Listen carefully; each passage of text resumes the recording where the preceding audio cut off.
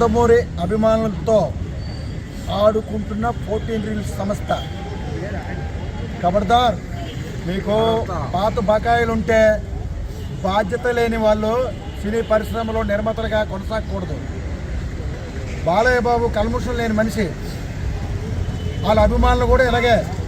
ఈరోజు రాష్ట్రంలోనూ కొన్ని లక్షల మంది అభిమానులు బాధని మీరు భవిష్యత్తులో దీనికి ఎటువంటి పరిణామం ఎదుర్కొంటారో చూసుకోండి.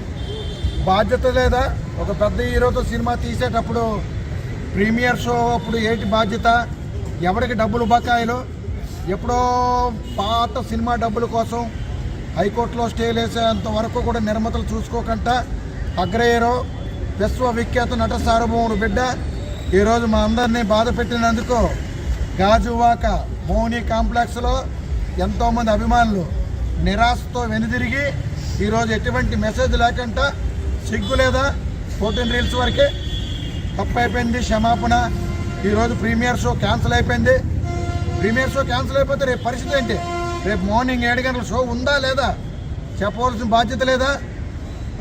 600 రూపాయలతో ప్రీమియర్ షోకి కూలీ నాలి చేసుకున్న నందమూరి అభిమానులు ఈరోజు టికెట్లు తీసుకొని రాత్రి సినిమా చూడడానికి సమయానికి వస్తే 6 గంటల సమయంలో షో క్యాన్సిల్ అని చెప్తున్నారు.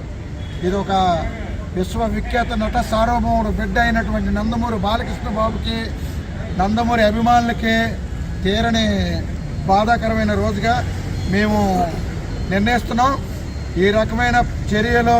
ఎందుకంటే అధికారం ఉండి కూడా ఎటువంటి అధికారాన్ని ఉపయోగించుకోకుండా స్ట్రేట్గా వెళ్ళే బాలకృష్ణ, అలాంటి బాలకృష్ణ గారి సినిమాని ఒక ఎంతో పవిత్రంగా అఖండ మూవీ చూడడానికి ఇచ్చేసిన ప్రేక్షకులందరినీ ఇబ్బంది పెట్టి ఈరోజు సినిమా క్యాన్సిల్ అని చెప్పడానికి సిగ్గు ఎగ్గు లేని సంస్థలు ఇలాంటి ఎన్ని సినిమాలు తీస్తే ఏంటి?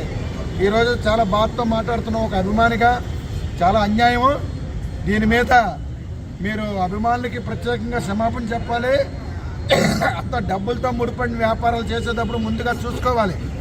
ఈరోజు ఇప్పటికిప్పుడు ప్రీమియర్ షో క్యాన్సిల్ అయింది, బుకింగ్లు ఓపెన్ చేసి డబ్బులు తీసుకోండి ఈ రకంగా చెప్తారు.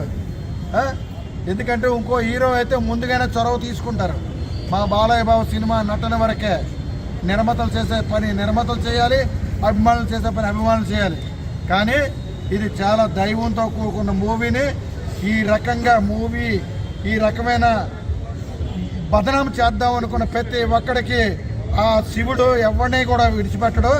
దయచేసి తక్షణమే నందమూరి అభిమానులకు క్షమాపణ చెప్పాలని కోరుకుంటున్నాం.